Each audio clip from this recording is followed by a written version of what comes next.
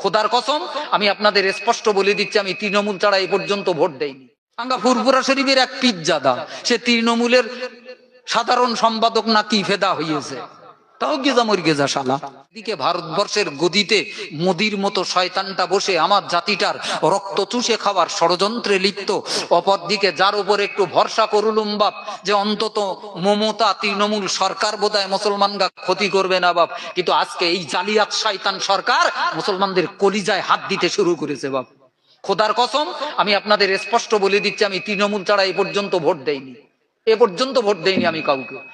কিন্তু আজকে বিকল্প ভাবছি, আজকে মুসলমানদেরকেও বলছি যে আমার মুসলমানদের ক্ষতি করবে, যে জাতির অস্তিত্ব নিয়ে টানাটানি করবে, মুসলমানদের স্বার্থ নিয়ে বিকিয়ে দেবে, সে যত বড় আমার দিলের আপন সরকার মনে করি না কেন, তার বুকে লাথি মারতে যেন আমার সময় না লাগে, তাহলে আমি মুসলমান হতে পারবো।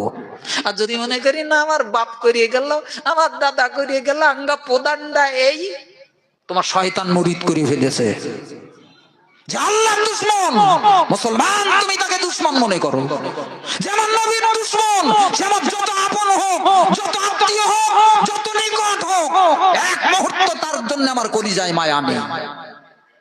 স্পষ্ট কথা আমার।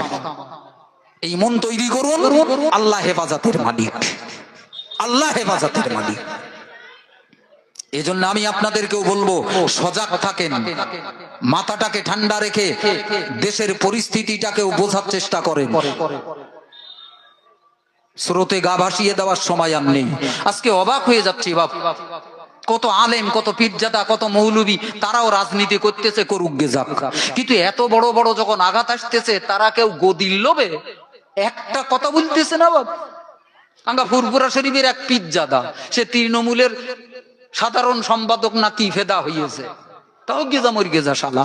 রাজনীতি করে বড় লোক হবি, হোক গেজা, তোর নেশা জুগেছে হয়ে যায়। কিন্তু তোর মুসলমানদের উপরে যখন, জাতির উপরে যখন এত বড় বড় আঘাত, মেকুড়ির মতো তার পাঁচ পাঁচ ঘুরতিস কেন? এই শালা ছাগল, এই শালা ছাগল, মুসলমানদের আঘাত করে আর তুই তার আঁচল চুচিস।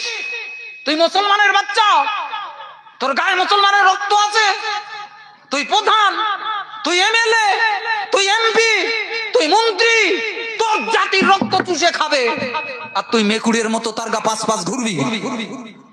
তোর রক্ত মেনে নিল, ছেড়ে দে গতি, আমি করব না তোমার পার্টি। মুসলমান আজকে যারা আজকে তৃণমূলীর নেতা আছে, যদি এক বাক্যে বলে, এমএলএ যে কটা আছে, এমপি যে কটা আছে, মন্ত্রী সিদ্দিকুল্লাহর মতো মাওলানা সিদ্দিকুল্লাহ মন্ত্রী হইয়াছে, একটা কথা বলতে না বাবা, কি সর্বনাশে দেশে সাধারণ মানুষের কি বলবো।